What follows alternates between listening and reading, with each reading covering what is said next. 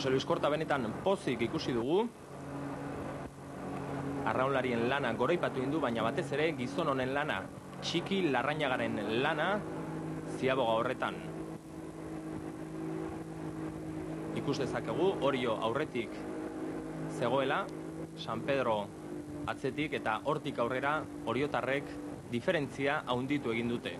Pixkanaka, San Pedroko Olivia atzean utzi dute, San Pedrok bueltakoan ere arazo batzuk izan ditu, joan egintzaio untzia Ramon Ariostarbe patroiari, olatuak Txiki Larrañagak ere asko hobeto hartu ditu, eta hor ikusi dugu 14 segunduko diferentzia bueltarakoan batez ere. Epaien untzia, San Pedro eta Orion artean sartu da badaezpada, epaien untzi honek olatu batzuk eragin ditu, eta horrekin kexu agertu da estropada bukaeran, Ormazabal Donibaneko entrenatzailea. Hor ikusten dugu epaien untzia, San Pedroren eta Orioren tartean, eta eragin dituen olatuak Donibanekok jaso ditu. Arbitroen zodiak aurretik jarri zaigu, San Pedro eta Orion tarte hortan, estrabatzeko eta beraien artean, eta, bueno, guei kalte handia indigu, esati, jungea, ia luze, bigarrengo luze osua, zodiakena atzetikan, bueno, gue protesta indegu, baina, bueno, kasu hobetan, alperrik izatea, protesta ikia gaina hola atzetikan sartu zean nien, Gogoratu Donibaneko kiaz bandera irabazi egin zuela, baina gaurkoan ezin izan dute errepikatu iazkoa. Oso urruti, oso atzean gelditu dira, eta San Juandarren arteko leian ere, kostape izan dugu lehena Donibanekoren aurretik.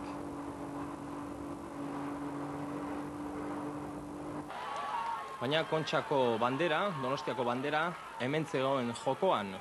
Oriok, argi eta garbi lehenengo postu hartu du, San Pedro oso atzetik, eta hortxe ditugu Jose Luis Kortaren mutilak, helmugara hurbiltzen, argi eta garbi esan bezala lehenengo postuan.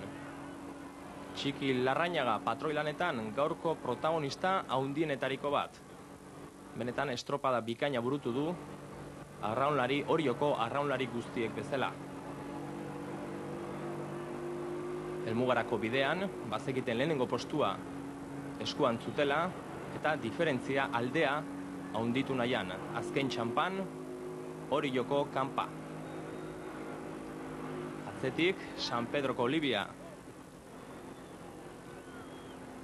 Ramon Erostarbe patroia, ez zegoen hain pozik, ziabogan galdu bai du gaurko estropada. Orio azken metrotan, azken txampa, lehenengo postua oriotarrentzat, lehenengo txandan eta baita ere gaurko jardunaldi osoan.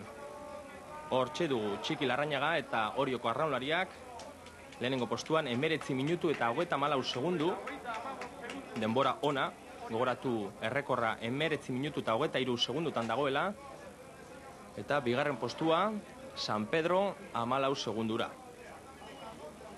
Beti ez dezaten erabakita handika. Bai, parte bat, bai, baina 14 segundu errenta pixka polita da, eta amarre bai, no? Baina beti ezin zuzan ibazitako zundikan, bai ez, urtien poder joan esan da, aunque 10 segundu aurretik esan, geho, bueltakoan igual itxaso txar bat tokatu, mila gauzazko. Oziagoan katitu intzazela, mila gauza, neik. Ba ez dakit, badirudi ziabogare Oriok polito guaindula, baina nik ez dakit, gero bueltan hainbeste diferentzia hartzeko, edo ritmoa galdu dute, edo problemen bat izan dute, bestela nik uste ez dela sinisteko bare. Galdutzat emango duzu bandera, edo? Hombre, galdutzat baina ez, baina diferentzi oso handia da, eta nahi honuke alrebez izatia. Bueno, aldea hona dek, baina hemengo bandera urrengo iganden emateriak ez gaur, eta azkeneko palada eman artez itxoin inberko jo. Nik lehenko urtean naiz 14 segundo izan atzetikan, nire esperantza ban iskin bigarrengo igandeako eta pentsatzait beste izango dituela, baina nik nahi hoia eta aurretik atea. Lehenko urtean esaten hon bezala, Donibaneko zituen 14 segundoaik neonek hartuko niskin.